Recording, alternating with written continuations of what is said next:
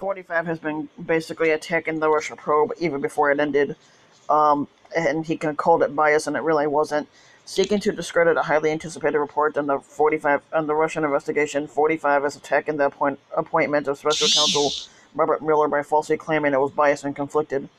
He suggested in remarks to reports Wednesday that Mueller's appointment was inappropriately made by the Justice Department and that Mueller arbitrarily decided out of the blue to put together the report as part of his 2-year probe into Russian interference in the 2016 squatter election and possible coordination with the 45 campaign, and that's not the case.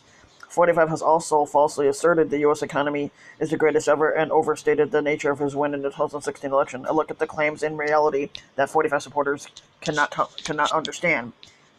45 in the Russian investigation, 45 says again, I say a deputy because of the fact that the Attorney General didn't have the courage to do it himself.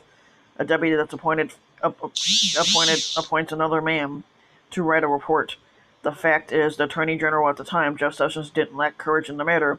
He lacked standing. He recused himself from anything to do with the 45 campaign's interactions with Russia because his work for the campaign placed him in a potential conflict of interest.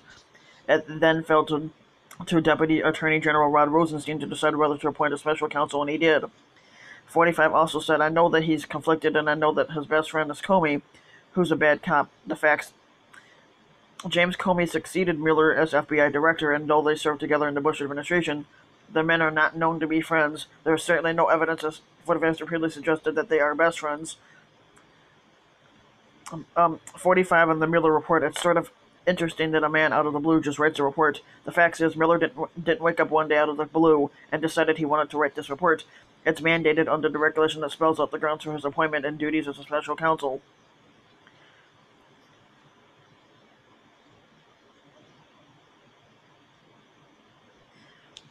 Um, 45 claims that he got 306 electoral votes against 223.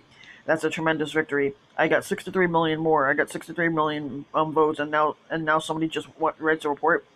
The fact is, he did not have a lopsided victory over Democrat Hillary Clinton, as he suggests.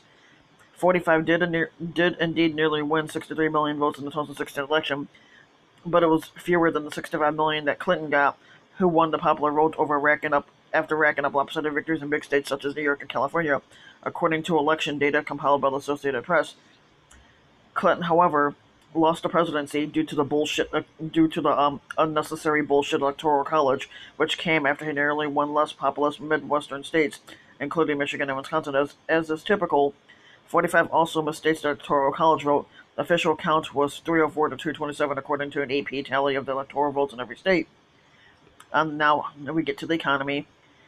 45 says, I want to see the report, and you know who will want to see it? The tens of millions of people that love the fact that we have the greatest economy we've ever had.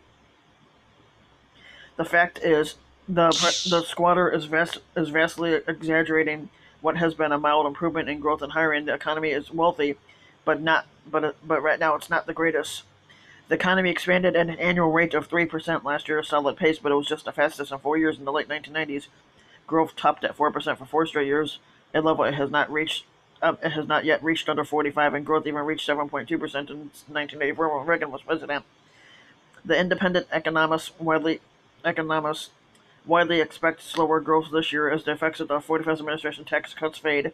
Trade tensions and slower global growth hold back reports, and higher interest rates make it more expensive to borrow cars and buy homes.